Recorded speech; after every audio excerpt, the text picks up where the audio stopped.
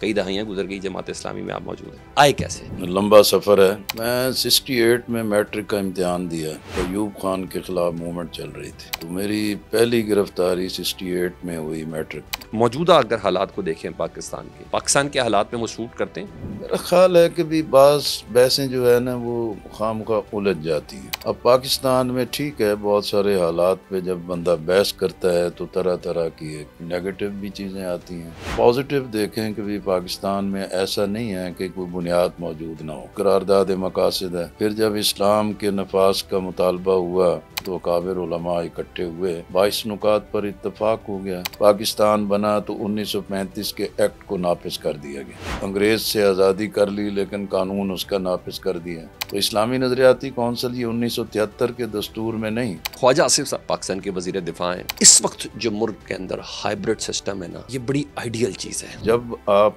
आइन मौजूद है और आइन के मुताबिक इस निज़ाम को लेके नहीं चलेंगे, उसमें अपनी मर्जी को शामिल करेंगे, जिसकी बुनियाद पर आप देखें कि अदालत माइनस हो रही है, अदलो इंसाफ माइनस हो रहा है। क्या हम इसको हाइब्रिड निज़ाम का हिस्सा समझेंगे? Field marshal general Asim Munir साहब की अमेरिका में मुलाकात हुई। अपनी चीज़ों को बाईपास करके, डिरेल करके हाइब्रिड बुनियाद पर लेके चलना है, इससे मुल्क का क्या फ़ायदा होगा? मैं समझता हूँ कि इसका कोई फ़ायदा नहीं है। मौजूदा लीडरशिप जो बाहर है, जिन सबको आप इकट्ठा रखने की बात कर रहे हैं कि मिलके फैसले कर लो ये सारे, क्या उनमें से कोई है ऐसा जो खड़ा हो? बहुत आइडियल ना हो। हर चीज़ में एक जवाल आया है, कभी सियासत जजीरा बन के बहुत पाकीज़ा होके रहेगी और बहुत ठीक हो गए। जवाल वहाँ भी मौजूद है। कमी कमजोरियाँ अपनी जगह हैं। बहुत आइडियल चीज़ भी ना हो, चीज़ों की ये तशखीस हो, उसका इलाज हो, फिर उसके साथ आगे बढ़े। ईरान इसराइल जंग में हमने देखा उम्मत मुसलमान का वो इत्तेहाद नजर नहीं आया जो नजर आना चाहिए। 79 में ईरान का इस्लामी इनकलाब आया, उसको भी जब अमेरिका को शिकस्त हो गई और इस खित्ते में शाह ईरान जो पुलिसमैन था उसको शिकस्त हो गई, वो एक बड़ी तकसीम खड़ी कर, सऊदी अरब और ईरान उसके दो पोल बन गए। अल्लाह ताला ने इस माहौल के अंदर पाकिस्तान को भी कामयाबी दी है, ईरान को भी बड़ी कामयाबी दी है। उम्मत मुसलमान के खिलाफ इकट्ठे हैं। उम्मत मुसलमान आपने बता दिया तफरीक भी है, नफाक भी है, बहुत अरसे से कोशिश भी की गई। फौज रखी है मुस्लिम उम्मा की, ये किस दिन के लिए है? तो सऊदी अरब की एक इंटरनल सिक्योरिटी का था जिसमें पाकिस्तान ने पूरा अपना सपोर्ट किया उनको। वो एक महदूद रोल था, उसको हम ये समझें कि पूरी मिल्लत इस्लामिया की फौज बन गई थी, ऐसा कुछ ऐसा नहीं। हमें इस रजीम चेंज ऑपरेशन जो ईरान के ऊपर हुआ, बाकी मुस्लिम ममालिक को ईरान से क्या सीखना चाहिए? भाजी अपनी कौम के साथ जुड़े रहना चाहिए और जो रियासत को किसी एक असूल नजरियात पर उस पर चलना चाहिए।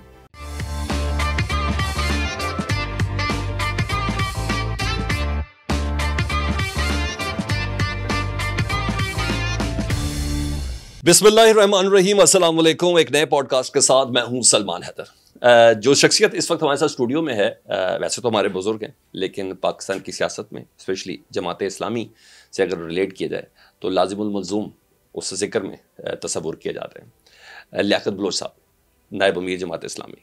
अस्सलाम वालेकुम सर। वालेकुम सलाम सर, कैसे हैं आप? ठीक हैं आप? खैरियत से हैं? सबसे पहले साहब का बहुत शुक्रिया कि आप हमारी दावत पर आए। इससे पहले कि हम कुछ मौजूदा हालात के हवाले से सवाल करें, थोड़ा सा हमने हिस्ट्री से अगर रिलेट करें, कई दहाइयाँ गुजर गई, जमात इस्लामी में आप मौजूद हैं। मुझे बताएं आप आए कैसे, किस चीज़ ने आपको अगर कोई मुतासिर किया तो वो भी बताएं, आज बता दें। ज़ाहिर है भी ये तो एक लंबा सफ़र है। मैं 68 में मैट्रिक का इम्तिहान दिया, उस वक्त अयूब खान के ख़िलाफ़ मूवमेंट चल रही थी। ठीक। तो मेरी पहली गिरफ्तारी 68 में हुई मैट्रिक। अच्छा। उसके बाद फिर जुल्फ़कार अली भुट्टो का एक शहर था, हम उसमें ही असीर हुए और फिर एक मरतबा उनकी मुल्तान आमद पर जो है कि फिर एक गिरफ्तारी हुई और हमारा एक साइकिल नया लिया था वो भी चोरी हो गया। अच्छा। खैर आहिस्ता आहिस्ता फिर उसी तरीके से जैसे नौजवानों में एक शहर पैदा होता है शख्सियात का, बुत का और तासुर का, लेकिन जो मेरे लिए एक टर्निंग पॉइंट बना कि जब हम थोड़ा शुरू में थोड़ा उभर गए वहाँ नारेबाजी में और हुल्लड़बाजी में, तो जुल्फ़कार अली भुट्टो मरहूम मुल्तान आए। उनकी उस दिन कोई 12 कॉर्नर मीटिंग्स थी। अच्छा। कार मीटिंग्स क्या थी, बड़े बड़े जलसे हो गए थे, बहुत एक कशिश थी और लोगों में अट्रैक्शन थी। तो मियाँ साजिद परवेज़ जो हैं कि वो गाड़ी चला रहे थे, एक तरफ मुस्तफ़ा कर साहब थे, एक तरफ मुख्तार अमान, दरमियान में मैं था। अच्छा, कि भाई नारे लगाना या कोई चीज़ होता पीपल्स है पार्टी के लिए? या पीपल्स अच्छा, पार्टी, जबरदस्त। भुट्टो के लिए। भुट्टो के लिए।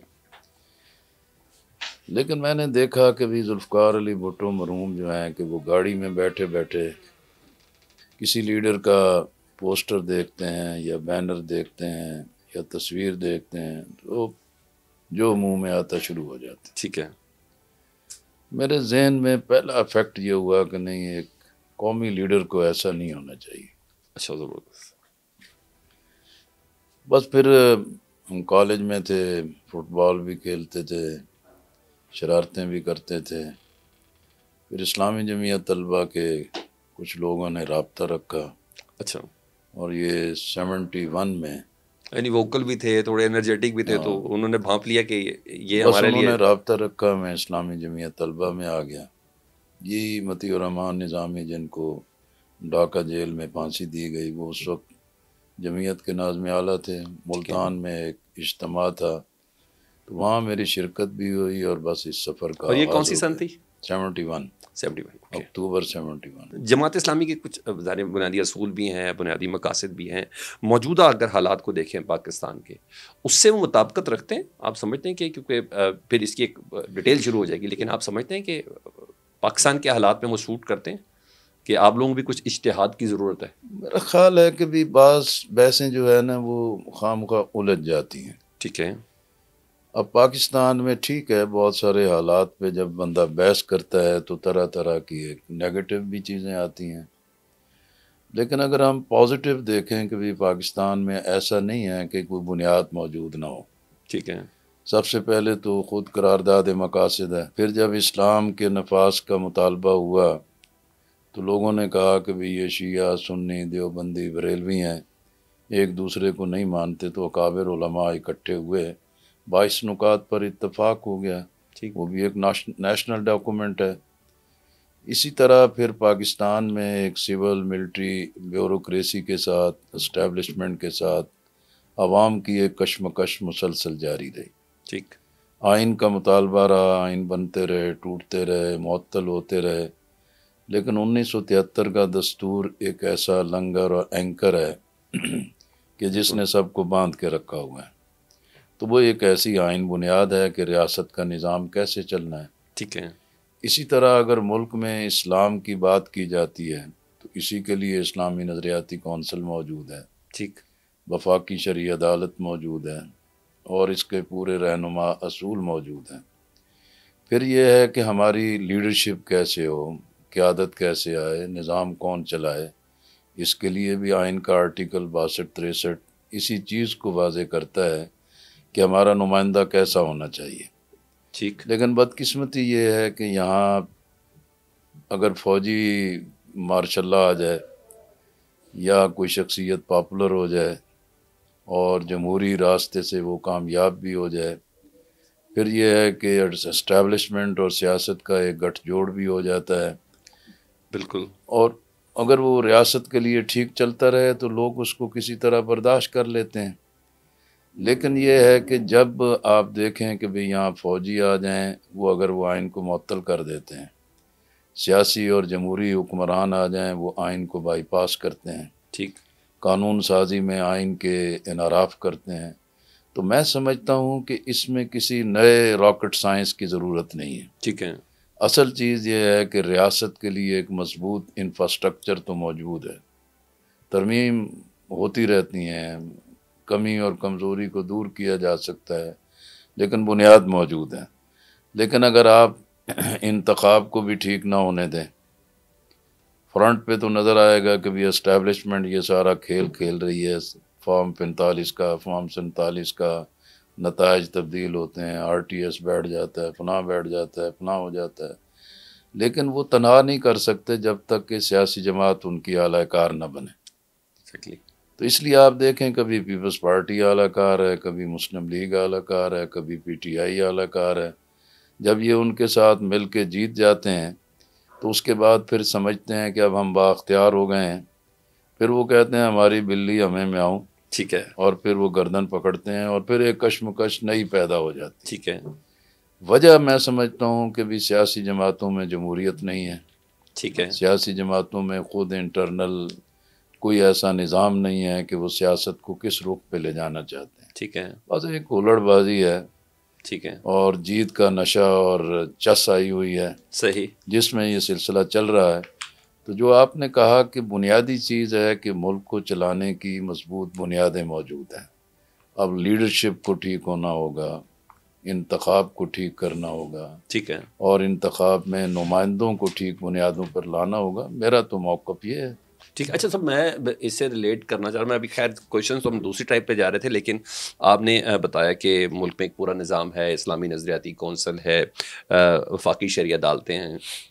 आप समझते हैं कि इस वक्त वो अपनी सही सूरत के साथ जिस माइंड सेट के साथ इनको कायम किया गया था वो काम कर रही?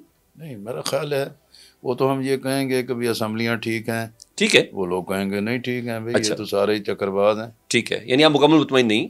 इत्मीनान नहीं है, ओके, 100% मेयारी चीज़ें नहीं हैं, ठीक, चाहे इस्लामी नज़रियाती कौंसल हो। ठीक है, अब उसका एक क्राइटेरिया है कि भी तमाम मसालिक के उलमा और जय्यद उलमा और मुहक्किक होने चाहिए, ठीक है, सिविल सोसाइटी के लोग होने चाहिए, लॉ एक्सपर्ट्स होने चाहिए।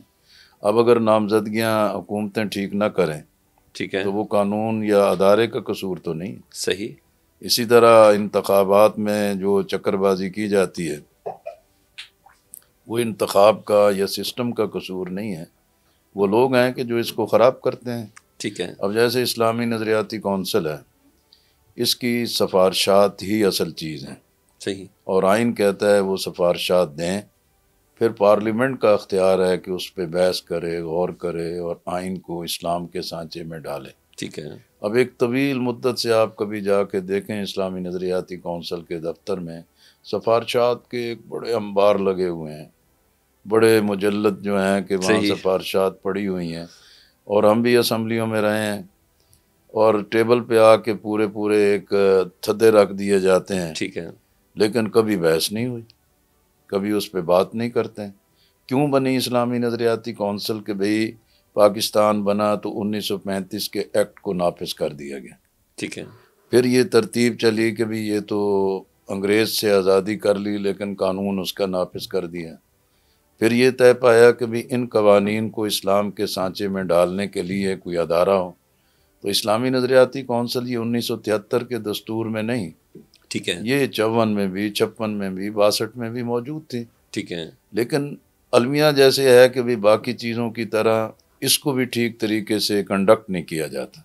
यानी ना हम वो जो एक डेमोक्रेटिक सेटअप है, ना हम उसको मुकम्मल तौर पर पाकिस्तान में नाफिज कर सके, ना ये इस्लामी नज़रियाती कौंसल वाली इन चीज़ों को कर सके। कोई भी, यानी मैं आईनी अदारे एक हैं और ना, चीज़ रिलेट जब करनी है आप अभी। आइन की रूह के मुताबिक अमल नहीं करेंगे हर ठीक, चीज़ डिरेल हो जाती है, अच्छा डिट्रैक्ट सर, हो अभी जाती आपने है। बात की मार्शल के दौर में हो जाते हैं, फिर थोड़ा बहुत तस्लीम करना पड़ता है।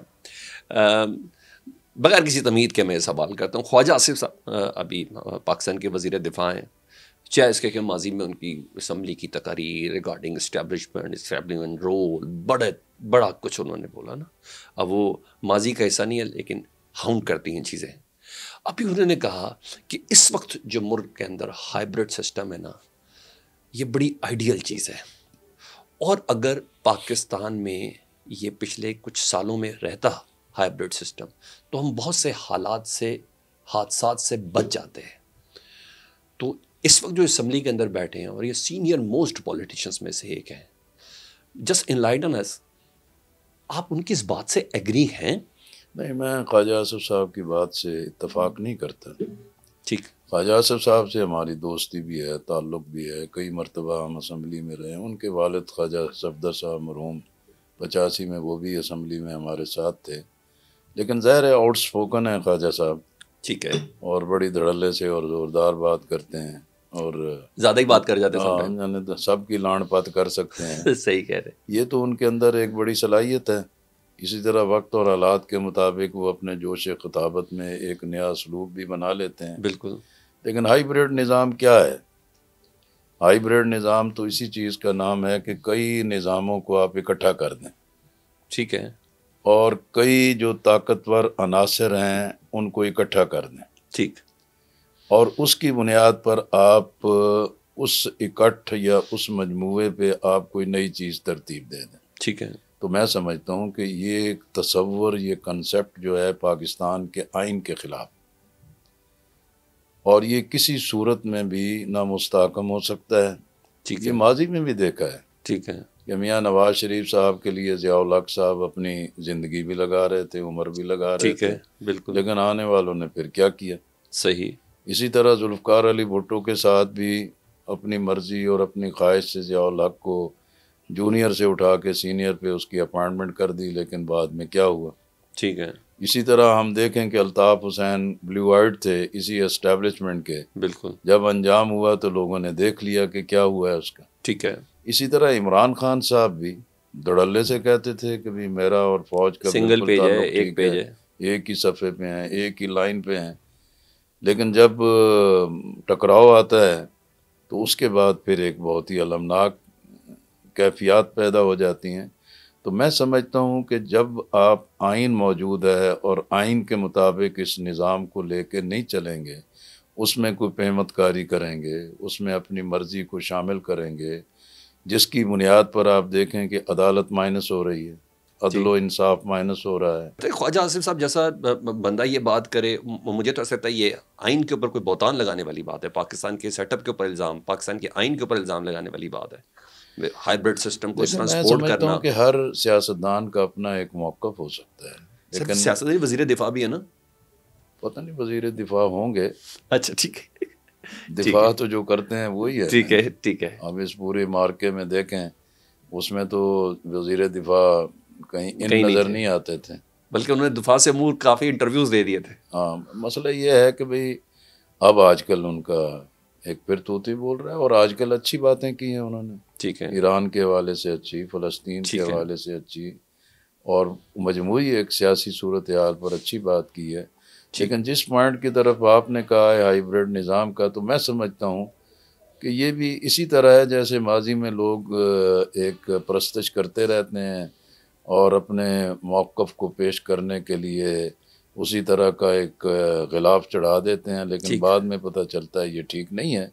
तो मैं समझता हूँ कि कोई हाइब्रिड निज़ाम नहीं, पाकिस्तान के आइन को उसकी रूह के मुताबिक तस्लीम किया जाना चाहिए। ठीक, जब तक तमाम स्टेक होल्डर्स, तमाम एलिमेंट्स, तमाम लोग उसकी पाबंदी के लिए तैयार नहीं होंगे, तो कोई ना कोई इसी तरह के फिर हादसे रूनुमा होते रहेंगे। ठीक। अच्छा, मैं इससे रिलेट करता हूँ, फिर मैंने ईरान की तरफ भी आना है। मुझे ये बताइएगा, क्या हम इसको हाइब्रिड निज़ाम का हिस्सा समझेंगे कि अभी हमारे field marshal general Asim Munir साहब की अमेरिका में मुलाकात हुई डोनाल्ड ट्रंप साहब से। उनके साथ कोई पॉलिटिकल करैक्टर नहीं था, कोई ना। जैज़ कहकर मैं सादे अल्फाज में बोलूँ कि वो अपनी टीम के हमरा उस उधर मौजूद थे। नेशनल सिक्योरिटी DGIA एडवाइज़र तो भी है। थे, मोहसिन नकवी साहब भी थे। मेरी ख्वाहिश थी, मैं सोचता कि अगर पाकिस्तान में अगर वाकई ये सेटअप है, क्योंकि इस तरह की मुलाकात माजी की कोई मिसाल है नहीं इस तरह की, कि बस इस मुल्क में जमहूरियत तो है, लेकिन मैं ख्वाजा आसिफ साहब नहीं है, इसहाक डार साहब नहीं है, शहबाज शरीफ साहब तो चले दूर की बात। तो आप इस सूरत हाल को भी आइडियल कहते हैं कि यार ये भी बेहतर है, उम्दा है, अगर ऐसा चले तो तब भी कोई मसला नहीं है। देखें, ये अपॉर्चुनिटीज़ की बात होती है। ठीक है, बाज़ औक़ात ऐसे मौक़े होते हैं कि भी जो रियासत में उसको फ़ायदा हो सकता है, ठीक है, तो ना चाहने के बावजूद भी खामोशी हो जाती है। ठीक है, लेकिन हकीकत में ये है कि भी हमें इस पे कोई अचंभे वाली बात नहीं है। ठीक है, ये एक हिस्ट्री है कि भी अमेरिका का हमेशा पाकिस्तान की मिलिट्री के साथ एक अच्छी रिलेशनशिप होती है, ठीक है, लेकिन यही अमेरिका फिर बहावलपुर में जहाज़ भी उड़ा देती है। उड़ा देती है। मसला ये है कि भी आया अमेरिका पे इसी तरीके से अंधे एतमाद के साथ चलना है, या अपनी चीज़ों को बाईपास करके, डीरेल करके हाइब्रिड बुनियाद पर लेके ठीक चलना है, है।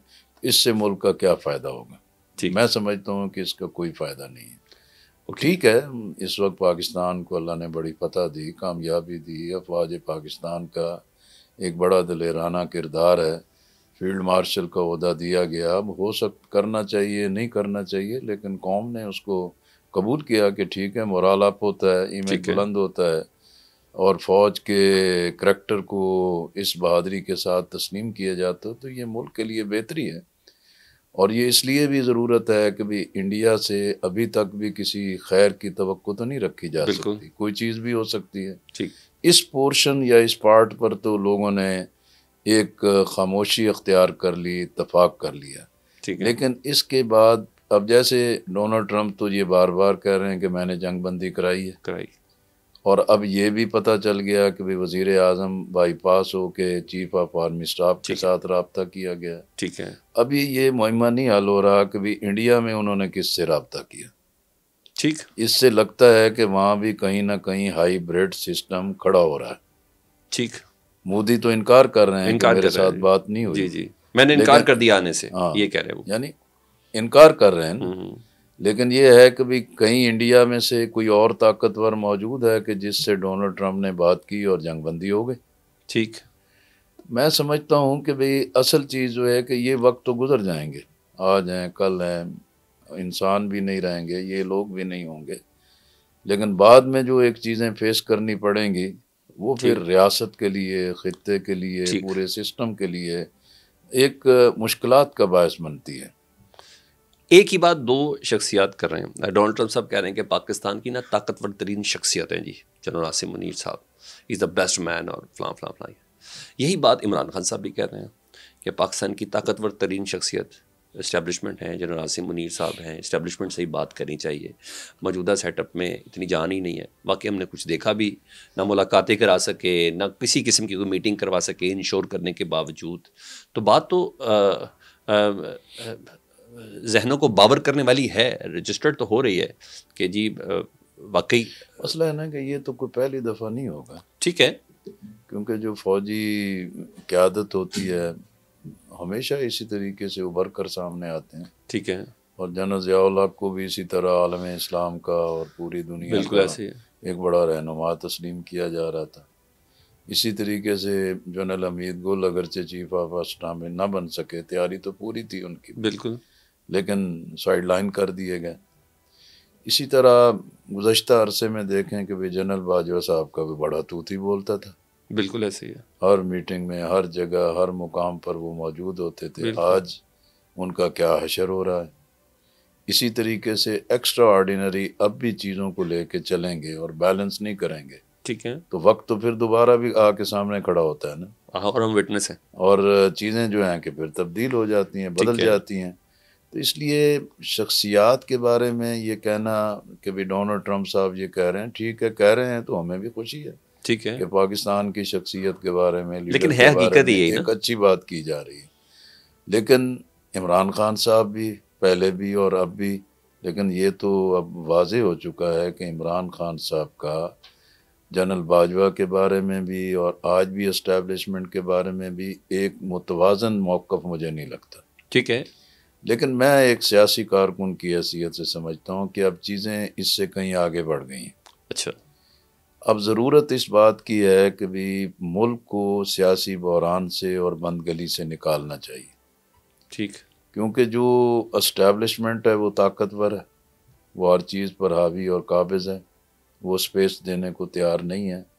और जिनको इक़्तिदार की ख्वाहिश, तमन्ना और कुर्सी की तमन्ना है वो खिदमत के लिए भी हाज़िर हैं। ठीक है लेकिन दूसरी तरफ जो है कि भाई मुल्क का जो शराजा है, इंटरनल जो नेटवर्क है, बिल्कुल बलूचिस्तान की सूरत हाल है, खैबर पख्तूनख्वा के बाद इसलाह की, ठीक है और ये जो ड्यूरेंट लाइन का मसला है, ठीक है अफगानिस्तान के मसला है, कहीं ना कहीं से ये चीज़ें फिर ख़राब हो रही हैं। ठीक है तो इसके लिए दो बुनियादी ज़रूरतें हैं।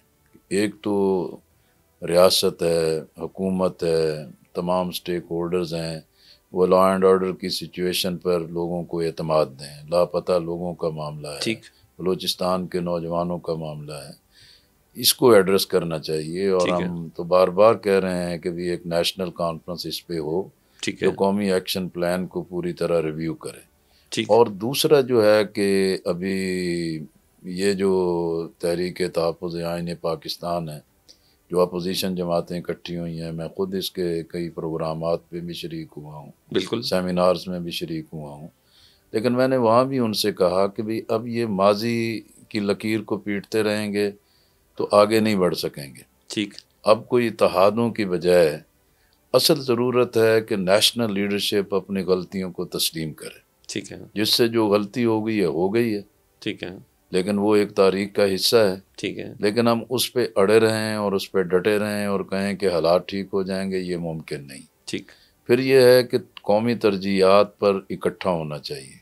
कौमी तरजीहात तो बहुत लंबी लिस्ट हो सकती है, लेकिन कम अज़ कम एजेंडे पे इत्तफाक करना चाहिए ठीक। कि आइन को हम नहीं बाईपास करेंगे, इंतखाबात के तकद्दुस को पामाल नहीं करेंगे, सूबों को जो हक़ है, हक़ के मलकियत है, हम उसको बाईपास नहीं करेंगे।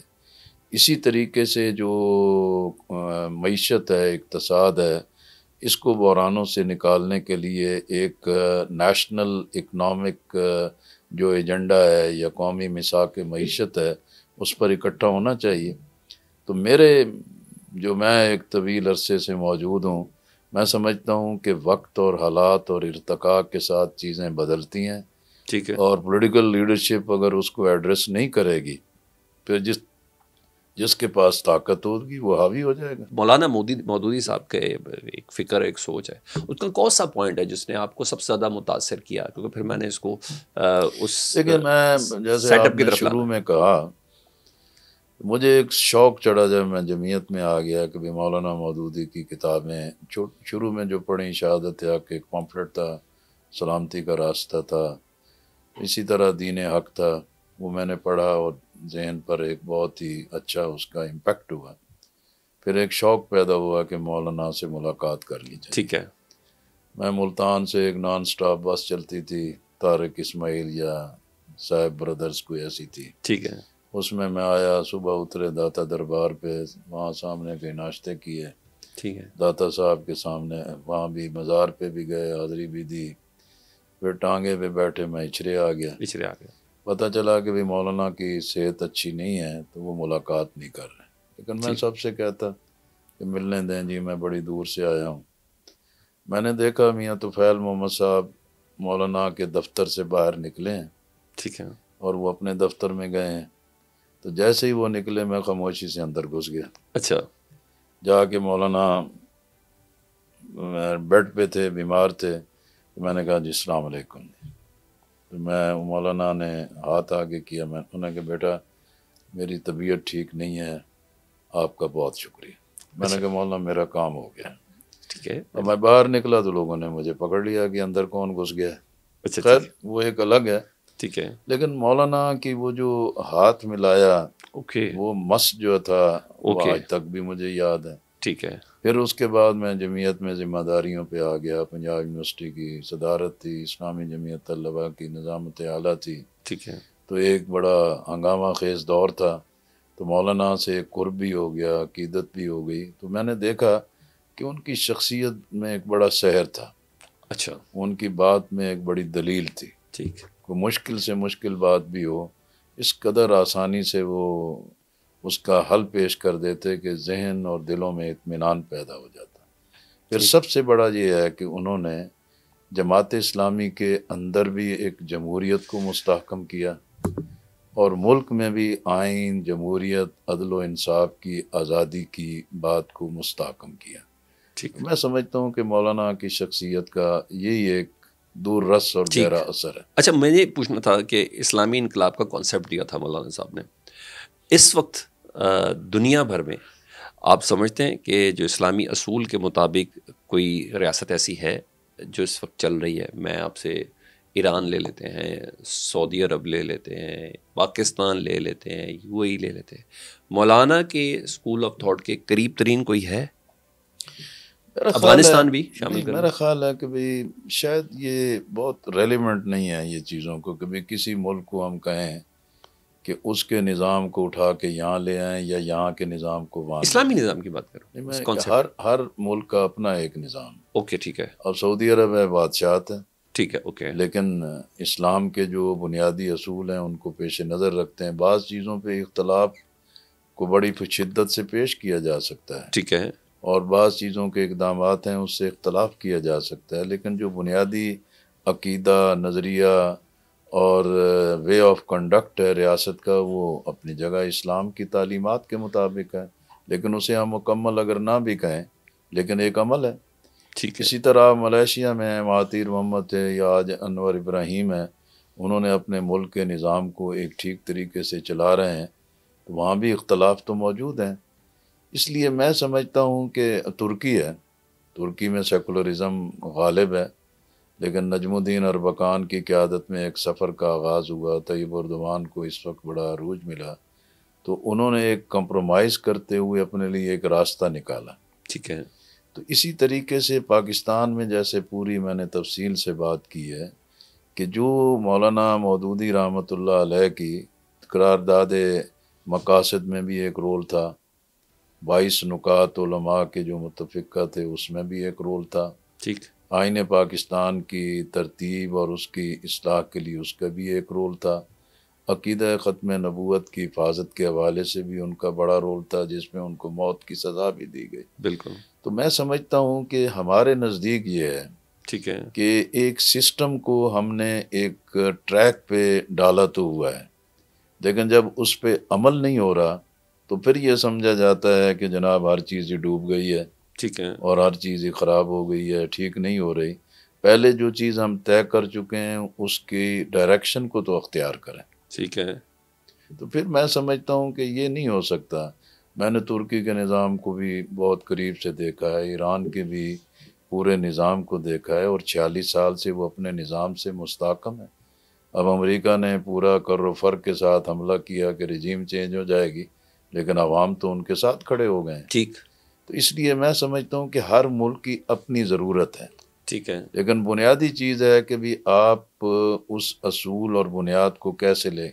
इस्लाम तो एक रहनुमाई देता है, असूल देता है, डायरेक्शन देता है, एक ज़हन और फ़िक्री जो है आबजारी करता है। चलिए मैं इसको सादे अल्फाज में कहता हूँ कि जमात इस्लामी का जो कॉन्सेप्ट है, क्या दुनिया में कोई सेटअप उसके करीब है? मैं ये पूछ लेता हूँ कि क्या आप समझते हैं कि हाँ सारे करीब हैं, सारे ही दूर हैं। अच्छा, सारे करीब। अच्छा, मैं आगे बढ़ जाता हूँ। अच्छा, आप एक प्रॉपर जैसे कहते हैं ना, सारे स्टेप्स को आप फॉलो करते हुए जमात इस्लामी में आज माशाल्लाह इस पोजीशन के ऊपर है, जिसमें अकीदत भी, ज़रूरत भी, स्टूडेंट भी, फिर एक बड़े बड़े ओहदे, ये तमाम चीज़ें आपने मुझे सारे प्रोसेस बताए। आपको क्या ऐसा लगता है कि जमात इस्लामी में क्या कमी रह गई कि आज तक पार्लिमानी सियासत में वो कामयाबी हासिल नहीं कर सकी जो उनको एक करना दिन चाहिए था? मैं आया इस्लामाबाद से, तो इस्लामाबाद एयरपोर्ट लॉन्च में बैठा था मैं, तो पाकिस्तान मुस्लिम लीग नून की जो ख़वातीन लीडर्स थी, ठीक है। जो MNAs भी थी और वैसे भी ओहदेदारान थी, वो भी 8-10 जो हैं कि वो एक साइड पे बैठी थी। जब मुझे देखा कि भी मैं वहाँ बैठा हूँ, तो वो खुद ही सारी चल के आई, लियाकत भाई अस्सलाम वालेकुम। तो हमारा एक इज्तिमा इस्लामाबाद में हुआ था, तो उसको भी उन्होंने विज़िट किया था। तो कहते बड़ी खुशी हुई जी, बड़ी खुशी हुई जी, बड़ा इज्तिमा सी, बड़ा मुनज़्ज़म सी जी, और कोई एक हम दूसरे बचपन से भी यही देख रहे हैं। एक दूसरे ना लड़ नहीं रहा सी। बिल्कुल। साड़ा तो अजीब हाल है कि जिद तक एक दूसरे के जाटे ना पुट लईए साड़ा प्रोग्राम ही नहीं मुकदा। फिर उसी ने यही सवाल किया सब, ठीक। वो जी देखो तुसी असम्बली में इतनी मेहनत करते हैं, फलां करते हैं, जमात बड़े इस्लामी बड़े जलसे, खिदमत करती रैलियां, है, रैलियाँ, लेकिन ये लोग क्यों नहीं वोट क्यों नहीं देते? हाँ। तो मैंने उनसे कहा कि बीबी आप इतनी हमारी तारीफ़ कर रही हैं, ठीक है, आप खुद बताएं ना भी हमारे अंदर क्या कमी और कमज़ोरी है, हम इस्लाह करेंगे ताकि लोग साथ हैं। उन्होंने कहा लियाकत भाई सानू तो आप नहीं समझ आती कि लोगों नाल असीं सारे बैड़ करने, लोग फिर साढ़े नाल ही होंगे। अच्छा, तो ये एक पॉलिटिकल जो मेंटालिटी बना दी गई है, ठीक है, ये भी एक पार्ट है।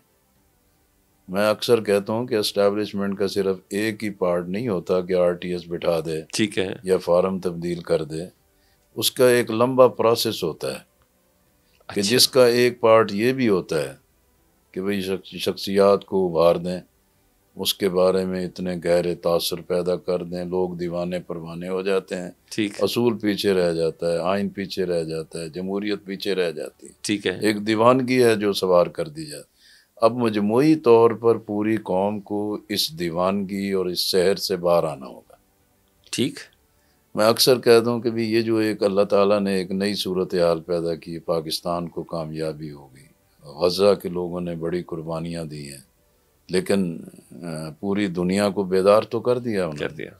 अब ईरान तनहा है, उसके पीछे सारे पड़े हुए थे, लेकिन अल्लाह ताला ने उनको एक बहुत बड़ी कामयाबी और बड़ी इज्जत दे दी है। मोजज़ाती तो कामयाबी। इसलिए मैंने पिछले दिनों भी कहा कि भी देखें, इमारतें ईरान में गिरी हैं, इमारतें गज़ा में गिरी हैं, इमारतें तेल अवीव में गिरी हैं, लेकिन आज वो इमारतें भी गिर रही हैं कि जो तासुबात की बनाई गई हैं, सही है। फ़िरका वारियत की बनाई गई हैं, सही है। तकफीरियत की बनाई गई हैं, आलम इस्लाम को तकसीम करने की जो इमारतें खड़ी की गई हैं, इंशाअल्लाह ये भी गिरेंगी इंशाअल्लाह। और लोगों का जहन भी बदलेगा, ठीक। तो जमात इस्लामी को भी उसका हक मिल अच्छा जाएगा। अच्छा, वैसे अमूमी तौर पर विद इन पार्टी तो आप लोग शायद बात करते ही होंगे, मगर मैं उससे हट के सवाल करता हूँ। एक सवाल है कि आप भी ना फौजी हुकूमतों की बहुत हिमायत करते हैं, बल्कि सम टाइम ये कहा जाता है आप बी टीम बन जाते हैं। अभी हम एक बड़ा पीक पे लेके जाते हैं आप लोग बिजली का एहतजाज, फिर अचानक ही एक चीज़ें ख़त्म हो जाती हैं। ज़रा मुझे बताइए कि आप समझते हैं कि ये तासुर दुरुस्त है कि आप वक्त की इस्टेब्लिशमेंट से या फौजी हुक्मरानों के साथ ज़रा हमें हमें तो बी टीम ही कहते हैं ना। अच्छा ठीक है। तो कभी ए टीमों का भी पता किया करें। सर वो तो हाँ, वो कहते नहीं है, वो होते हैं। यानी आप मेरा ख्याल है कि वो जैसे कहते हैं ना जी कि भी किसी ने कहा वो टीम है सर, वो ये भी नहीं है, वो टीम ही है। कहते हैं जी कि ये सब लोगों को अंदर कर दो जी ठीक है, इनके साथ एक गधा भी बांध दो।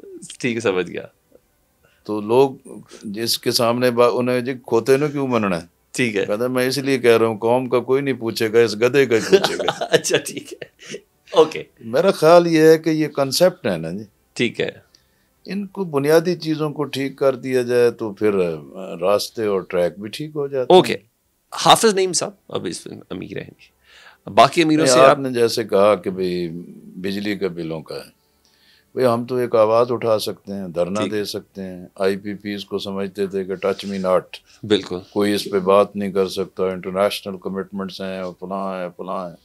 जब हमने पूरे ज़ोर से बात की, उनके फेडरल सेक्रेटरीज थे, वज़रा थे, मैं जमात की कमेटी को लीड कर रहा था, हमने पूरे तजिए के साथ चीज़ें पेश की, तो आज अल्हम्दुलिल्लाह बात सामने आ गई कि भी IPPs का सारे जिस पे काम भी हुआ चीज़ें हैं, तो 39 IPPs के तो मामला हल हो गए। ठीक है। अब देखें 52% जो हैं कि वो सरकार की अपनी IPPs हैं, ठीक। 23% जो हैं कि वो चाइना की हैं, और 25% जो हैं कि प्राइवेट सेक्टर की हैं। तो अब जैसे चीज़ें आगे बढ़ रही हैं तो ज़ाहिर है कि साल 2 साल लगेंगे। ठीक है। और अल्टीमेटली हमारा तो यही था कि भी बिजली का रेट कम होना चाहिए। ठीक है। अगर पंजाब उसमें कोई वक्ती तौर पे करता है या हुकूमत वक्ती तौर पर कर रही है, अभी हम फ़लस्तीन के मसले पे वज़ीर आज़म के साथ थी तो ख़ुद उन्होंने इसको बिल्कुल अप्रिशिएट किया कि ये जमात इस्लामी ने बहुत अच्छा इक़दाम उठाया कि जिसमें हमें भी बहुत सारे इक़दामात के मौक़े मिल गए।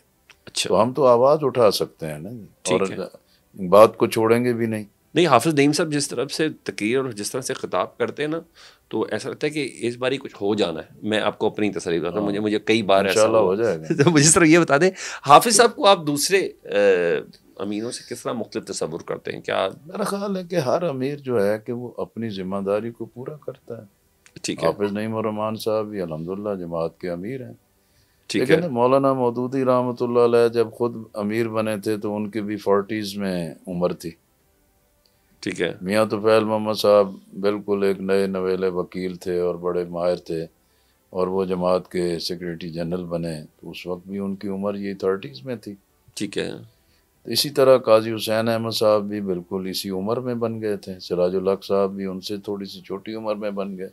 ठीक। हाफिज नईम साहब, अल्हम्दुलिल्लाह हर एक का अपना एक असलूब है, और हाफिज नईम और रहमान साहब एक प्रैक्टिकल आदमी हैं और कराची में बहुत मेहनत की है बिल्कुल, और डिलीवर किया है। तो इंशाअल्लाह उनका जो जज्बा है और जो जमात इस्लामी के साथ लीड करने की जो कमिटमेंट है और अवामी मसाइल का जो दर्द और एहसास है, इसमें जमात इस्लामी इंशाअल्लाह फले फूलेगी, आगे बढ़ेगी। सर 2-3 मुझे कोई आंसर कर दें, फिर मैंने ईरान के ऊपर बात करनी है। मुझे सब ये बताइएगा कि 2002-2018 में आप लोगों ने इत्तेहाद बनाया है, MMA वगैरह ये सब बनी, हमें ये भी समझ आई। पिछले दिनों 2 रोज़ा कॉन्फ्रेंस भी थी, उसमें भी आप थे, जिसमें PTI और ये अपोजिशन अलायंस एक बन रहा था।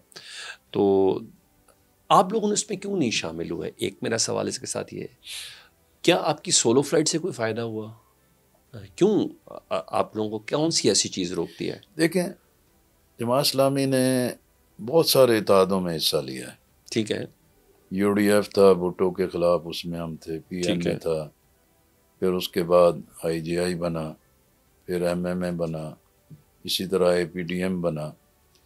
लेकिन इन तमाम इत्तेहादों में रहते हुए हमारे बहुत तल्ख़ तजर्बात हैं, ठीक है, क्योंकि जमात इस्लामी एक डिसिप्लिन पार्टी है। हम मुखलिसाना काम करते हैं, और किसी भी इत्तेहाद में हम रहे हैं तो उसको उड़ना बिछोना भी बनाया है। बिल्कुल, लेकिन ये है कि जब इत्तेहादों के पार्टनर छोटी छोटी चीज़ों पे स्लिप हो जाते हैं, ठीक है, मफादात पे गिर जाते हैं, ठीक है, तो उसके बाद अपनी पार्टी में ही ये बात होती है कि वो जी पहले ही पता था ये ऐसे हैं, ठीक है, तो फिर उनकी गलतियां भी हमारे खाते में पड़ जाती हैं। ठीक है, तो जमात इस्लामी ने ये 2018 का इलेक्शन था, उसके बाद इसका पूरा तज्जिया किया। ठीक है, थिंक टैंक्स के भी थे, और भी हमने थिंक टैंक तश्कील दी है, कमेटी भी बनाई। उसमें जितने भी हमारे दस्तूरी मजाज अदारे थे उनमें भी एक तवील बहस की। उस बहस के बाद हमने एक तवील मियाद अपनी हिकमत अमली बना ली ठीक है, कि अब ये अलाइंसेस की पॉलिटिक्स नहीं चलेगी, ठीक है, और जमात इस्लामी अपनी बुनियाद पे हम जो भी हैं, ठीक है, हमारी साख है, खिदमत है, लोगों में एक अच्छा नाम है, लोग पजीराई देते हैं, तो हम इसी की बुनियाद पे काम करेंगे। ठीक है, लेकिन पॉलिटिक्स में हम राब्ते नहीं ख़त्म करेंगे। जैसे मैंने पहले कहा कि जो नेशनल प्रायोरिटीज़ है, नेशनल डायलॉग है, हम उस पर ही लीडरशिप को भी इकट्ठा करने की कोशिश सर करेंगे। कन्विंसिंग है आपकी बात, मेरी समझ में भी आ रही है, अब देखें, लेकिन मैं आपको सफोकेशन है बताऊं, ना इस टाइम। हाँ, ऐसा लगता है जैसे जमात इस्लामी बंद को गली में किरदार है। अदा करना चाहिए। जमात इस्लामी को कोई चार्टर ऑफ डिमांड दे दें, कोई आप लोग कुछ कर हमने दें कि भाई दिया हम है। इत्तेहाद में तब देखें जाएंगे। ना, ये अब आपकी सोलो फ्लाइट से वो फायदा तो नहीं हो रहा। सोलो फ्लाइट नहीं है, हर पार्टी की अपनी एक फ्लाइट ही होती है ना। अलायंस में मैं कह रहा हूँ, अगर ये बन जाए तो कितनी आइडियल चीज़ हो। अलायंस बनते रहते हैं ना जी, कोई उसका एंड पॉइंट ठीक नहीं होता, रिजल्ट ठीक नहीं आता।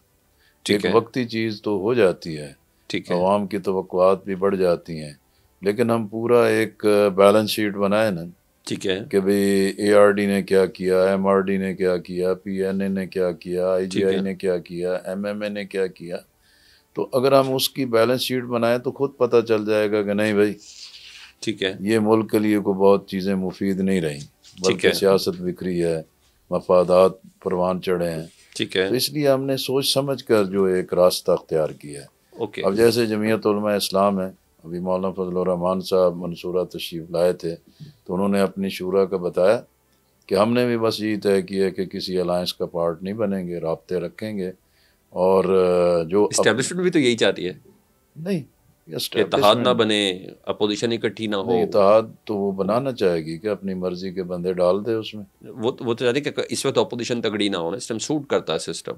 नहीं, अपोजिशन अब इत्तेहाद बनाने से तकड़ी नहीं होगी।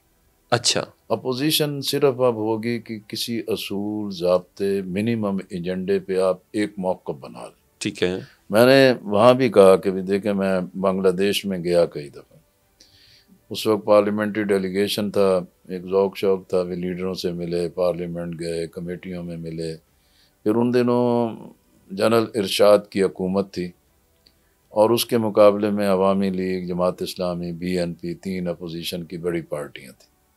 उन्होंने एक कोऑर्डिनेशन कमेटी बनाई थी, अलायंस नहीं बनाया था, ठीक है, और एक मिनिमम एजेंडे पे इत्तफाक किया था। फिर ढाका और चटगांग में मैंने देखा कि एक ही दिन 3 बड़े जलसे थे, ठीक है, अवामी लीग का, जमात इस्लामी का, BNP का, पूरे ढाके को बिल्कुल एक मफलूज कर दिया था। ठीक, चटगांग में भी इसी तरीके से था। तो इसी तरीके से अब कुछ नए आइडियाज़ के साथ आगे बढ़ना होगा पॉलिटिक्स को। लगे बंदे तरीके से एक ही लकीर को पीटने से कोई नतीजा नहीं आएगा, जो पहले वाले नतीजे आए वो वैसे ही होंगे। तो आप आइडिया दें ना। दिया है, समझाया है, अच्छा, ठीक है, समझते हैं, कहते हैं कि ये ठीक है, लेकिन आप लोग लीड कर जैसे आप सवाल कर रहे हैं, मैं कह रहा हूँ आप हमें लीड कर खींच लें। के फिर पीछे लेके जाते हैं, हम आगे बढ़ना चाहते हैं। मैं कह रहा हूँ आप लीड कर लें कि भाई ये भाई इन लीड- चीज़ों पे चलना है तो चलेंगे। ये लीडिंग, ये तो बात कही है हमने। अच्छा, की है हाँ, कही है। कि मैंने उनसे कहा, मैंने जो इस्लामाबाद में सेमिनार, मैंने उन्हें कहा कि भी ठीक है, आज का जो मौक़िफ़ है हम उस पर इत्तफाक है, लेकिन आप जो सब सामने बैठे हैं पूरे हुक्मरान रहे हैं, आप जवाब दें कि भी जब आपकी हुकूमत थी आपने क्यों आइन से इनराफ किया। ठीक, आपने क्यों इंतखाबात के तकद्दुस को पामाल किया? आपने क्यों फौजी अदालतें बनाई? आप क्यों अदल इंसाफ के रास्ते में रुकावट पैदा की? मैंने जैसे पहले कहा कि माजी की जो सब की गलतियां हैं उसको तस्लीम करके आगे बढ़ना चाहिए। अच्छा, ये नहीं कोई इतनी बड़ी डीलिंग। अच्छा, ईरान इसराइल जंग में हमने देखा उम्मत मुसलमान का वो इत्तेहाद नज़र नहीं आया। हकीकत ये है, जो नज़र आना चाहिए था। मज़म्मतें, ये सब चीज़ें हमें नज़र आई, लेकिन उधर तो खुल के यूरोप, जर्मनी, फ्रांस, अमेरिका, ये सब एक साथ थे ना। ऐसा साहब ये दो क्या हो गया आपको? नहीं, आप दो क्यों चीज़ें लगता? देखें, ये जो मिलत इस्लामिया को तकसीम करने का एक सिलसिला तो काफ़ी अरसे से शुरू था, अरब व अजम का, शिया सुन्नी का, ठीक, और मालदार का और गरीब का एक सिलसिला जारी था। फिर ये जो 79 में ईरान का इस्लामी इनकलाब आया, उसको भी जब अमेरिका को शिकस्त हो गई और इस खत्ते में शाह ईरान जो पुलिसमैन था उसको शिकस्त हो गई, तो एक हवा खड़ा कर दिया कि शिया इनकलाब आ रहा है, बिल्कुल, और सुन्नी रियासतें जो हैं कि मिलिया मेट हो जाएंगी। वो एक बड़ी तकसीम खड़ी कर दी। सऊदी अरब और ईरान उसके दो पोल बन गए। अब बिल आखिर समझ आ रही है और सऊदी अरब और ईरान के सफारती ताल्लुकात भी बहाल हो गए। ठीक है, लेकिन दूसरी तरफ आप देखें कि ये ठीक है, हम पाकिस्तान ने भी अपना तनहा मुकाबला किया, ठीक, ईरान ने भी तनहा किया, गज़ा वाले अपनी जगह इस्तकामत से खड़े हैं। लेकिन पहली दफ़ा एक चेंज आई है माहौल में ठीक, कि पाकिस्तान की भी चाहे लिप सर्विस थी लेकिन हमायत सब ने की। ठीक, इंडिया तना हुआ है। ठीक, इसी तरीके से ईरान पर जब इसराइल ने जारियत की, ज़्यादती की, और फिर अमेरिका ने जो बम बरसाया, इस मौके पर भी ईरान को ही पूरी एक सफारती मदद मिली है।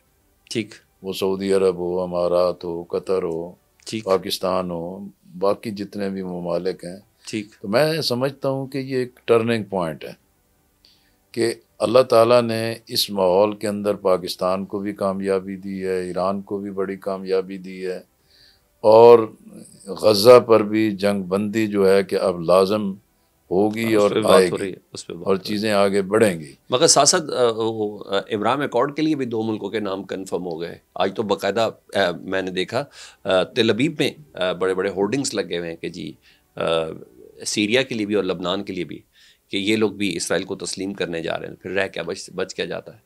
अरे मसला वैसे तो जी कई मुल्कों ने पहले भी तस्लीम बिल्कुल किया ऐसे ही था, है। फिर इसराइल का वजूद को क्या एक लीगल हैसियत मिल गई। ठीक, इलीगल होता है, जैसे कायद आज़म ने कहा था कि भाई इसराइल यूरोप का हरामी बच्चा है, बिल्कुल, तो उसकी हैसियत तो बदल नहीं जाएगी। कोई दो चार मुल्क तस्लीम भी कर लें, लेकिन ये अब नहीं हो सकता कि भाई इस्लामी ममालिक, ठीक है, शाम की तो एक अलग पस मंज़र है, लबनान का ठीक है, एक अलग पस मंज़र है, तुर्की ने भी असूली तौर पे तो इसराइल को तस्लीम किया हुआ है, अभी तक मुस्तरद तो नहीं किया हुआ, ठीक, लेकिन जो उसका अब एक स्टैंड बना है उसमें तो बिल्कुल उम्मत मुसलमान के साथ वो लोग खड़े हुए हैं। सर नहीं, मैं वही बात जो आपने कही ना जी, कभी ये सवाल तो अपनी जगह मौजूद है कि मिल्लत इस्लामिया का शराजा बिखरा हुआ है। अब इसमें भी बाज़ औक़ात होता है, ओ जी मिल्लत इस्लामिया को एक लीडर मिलना चाहिए। अब कोई एक लीडर नहीं कर सकेगा। सही, वहाँ भी इस्लामी ममालिक को 4-5 चीज़ों पर एक पेज पे आना होगा। नंबर एक कि भाई हमारा अस्करी और दिफाई मुआहदे होने चाहिए आपस में। दूसरा जो इक़्तिसादी सूरत हाल है उस पर हमें एक पेज पे आना चाहिए। तीसरा जो है कि इस वक्त टेक्नोलॉजी और साइबर टेक्नोलॉजी की जो एक बालादस्ती हो गई है, इसकी तहकीक में हमें आगे बढ़ना होगा। ठीक, चौथी जो है कि इल्म के मैदान में, तहकीक के मैदान में हमें आगे बढ़ना होगा। तो इसलिए मैं समझता हूँ कि इस वक्त ये समझना कि सऊदी अरब लीड कर ले, ईरान लीड कर ले, ये नहीं मुमकिन होगा। ठीक है, इसमें पढ़ेंगे तो एक और फसाद खड़ा हो जाएगा। अब जैसे सारे 56-57 मुल्क नहीं हैं, लेकिन ये है कि भी जो लीडिंग 10-12-15 इस्लामी ममालिक हैं, अगर कोई हिम्मत कोशिश करके कोई काम भी होता रहता है। ठीक है, जैसे पहले एक समिट हुई थी जिसमें इमरान खान साहब ने जाने से इनकार कर दिया और वो चीज़ें फिजल आउट हो गई अमेरिकी दबाव की वजह से। ठीक है, लेकिन आज भी ये काम तो हो रहा है, काम जारी है। ठीक ये है, कम अज़ कम ये 12-15 जो ममालिक हैं इस्लामी, ये एक मिनिमम एजेंडे पे इकट्ठे हों, और अगर सिर्फ एक सफारती और लिप सर्विस की बुनियाद पे अल्लाह ने कामयाबी दे दी है ठीक है, और आलम इस्लाम किसी मिनिमम एजेंडे पे इकट्ठा हो जाए, ठीक है। तो आलम इस्लाम फिर आलम पे राज भी कर सकता है। Last 2-3 questions. मैं फिर वो तालिब इल्मों से भी छोटा सवाल आपसे, भाई वो उम्मत मुसलमा के खिलाफ इकट्ठे हैं। उम्मत मुसलमा आपने बता दिया तफरीक भी है, नफाक भी है, बहुत अरसे से कोशिश भी की गई। क्या हम कोई ऐसी कोशिश नहीं कर सके? एक चीज़। दूसरा ये बताइएगा, ये जो हमने इतनी ज़बरदस्त किस्म की फ़ौज रखी है मुस्लिम उम्मा की, जिसको राहिल शरीफ साहब हेड करते हैं, ये किस दिन के लिए है? ये किसके लिए है? मैं समझता हूँ कि ये जो उम्मत की फ़ौज की कंसेप्ट है, ये भी ठीक नहीं है। नेटो की तरह नहीं होना चाहिए नहीं ऐसा है, कुछ? नहीं, वो है ही नहीं। ये तो सऊदी अरब की एक इंटरनल सिक्योरिटी का था, जिसमें पाकिस्तान ने पूरा अपना सपोर्ट किया उनको, ठीक है, क्योंकि ये था कि यमन से ये चीज़ आ रही है, फ़लाँ से ये चीज़ आ रही है, और इसराइल से ये चीज़ आ रही है, तो वो एक महदूद रोल था। उसको हम ये समझें कि पूरी मिल्लत इस्लामिया की फ़ौज बन गई थी, ऐसा कुछ ऐसा नहीं नहीं है, है। ऐसा ओके, नहीं है। Okay, okay. ये कंसेप्ट ठीक नहीं है। ठीक है, अभी ईरान में अमेरिका ने रजीम चेंज करने में नाकाम, हर लिहाज से नाकाम रहा। ना रजीम चेंज हर कर तरह से सका, नाकाम। ना उनका बैलिस्टिक मिसाइल प्रोग्राम ख़राब कर सका, ना उनकी जौहरी अफजूदगी ख़राब कर सके, कुछ भी नहीं कर सके। हाँ, 650 अफराद जान मैं से ज़रूर आपको गए। बताऊं कि मेरा सवाल इसके साथ है। नहीं, पहले मेरा सवाल ठीक है, सुनो, ओके, ओके, जो आपसे रिलेट करता है जी प्लीज़। कि आज टेक्नोलॉजी, साइबर टेक्नोलॉजी और ये पूरी चीज़ें बहुत, इसका बूम है, अरूज है। एक मरतबा काजी साहब रहमतुल्लाह अलैह के साथ हम चाइना गए, एक डेलीगेशन था वहाँ चाइना कम्युनिस्ट पार्टी का। तो फिर हम जब वो सारा दौरा मुकम्मल हो गया तो हम वापस आ रहे थे, तो बीजिंग एयरपोर्ट पे हम मौजूद थे। मैं बाहर हुआ तो एक पाकिस्तान एयरफोर्स के air chief, vice air chief थे। उन्होंने मुझे देखा और कहा, अस्सलाम वालेकुम जी, मैं फ़लाँ हूँ, अच्छा, तो आप इस्लामी जमीयत तलबा के फ़लाँ थे और मैं फ़लाँ कॉलेज में था, ठीक है, तो आप आए थे तो हमने आपकी तकरीर सुनी और आपका इस्तकबाल किया, नारे लगाए। उन्होंने कहा, हमारा भी डेलीगेशन है और चाइना एयरफोर्स का भी सीनियर डेलीगेशन हमें सी ऑफ करने आया, ठीक है, हम आप लोगों से मिल सकते हैं? मैं कहा मिलें। ठीक है, अब उनकी जब मैंने मुलाकात, सब हम बैठे, उनके चेहरे पे एक बशाशत थी, आंखों ठीक में है, एक नूर था, ठीक है, और बात करने के एक बड़े जज्बे के साथ ठीक है, कि जनाब काजी साहब, हम बहुत बड़ा तारीख़ी आज मुआहदे करके जा रहे हैं। अच्छा, ये थंडर की पूरी टेक्नोलॉजी लेके जा रहे हैं, अच्छा, ओके, साइबर की पूरी टेक्नोलॉजी लेके जा रहे हैं, ठीक है, और ये हमारा डिफेंस जो है वो अमेरिका से अब कहीं और शिफ्ट हो रहा है। ठीक है, लेकिन वो बात तो 15-20-17-18 साल पहले की रह गई, ठीक है, लेकिन अब जब मौका आया है तो वही चीज़ सर चढ़ के बोली है। बिल्कुल ऐसा ही है। इसी तरीके से अगर ईरान के साथ यानी इसराइल का पूरा जो साइबर था या उसका पूरा फ़िज़ाई कंट्रोल था वो मफलूज हो गया, इसी तरीके से बाकी चीज़ें भी हैं।